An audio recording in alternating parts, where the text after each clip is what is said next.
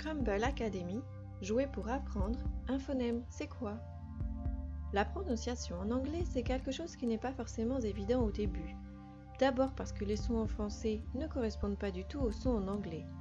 C'est-à-dire que si dans une conversation, vous cherchez à proposer une bière à un ami, et à la place de prononcer beer, vous prononcez bear, vous risquez de ne pas être compris.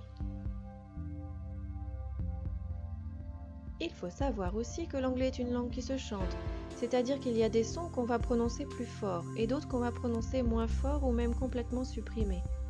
C'est quelque chose d'inconnu pour un français puisqu'on prononce toutes les syllabes.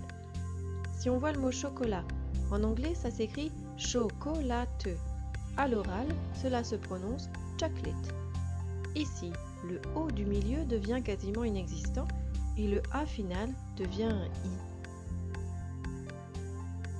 Si on veut apprendre à prononcer, il existe un dialecte commun à travers le monde. On le retrouve entre crochets dans un livre particulier, le dictionnaire. C'est un outil extrêmement précieux quand on apprend une langue parce que les sons de chaque langue sont différents. Si on compare l'anglais et le français, il y a une différence de 10 sons. En français, il y en a un peu moins de 40, alors qu'en anglais, il y en a un peu moins de 50. Ces sons s'appellent des phonèmes. Les phonèmes, ce sont des représentations graphiques, donc des dessins de sons. On a dessiné par des lettres le son qu'on entend et qu'on prononce. Petit récapitulatif des points abordés dans la vidéo. La prononciation en anglais, les particularités de la langue anglaise, le dictionnaire et la définition.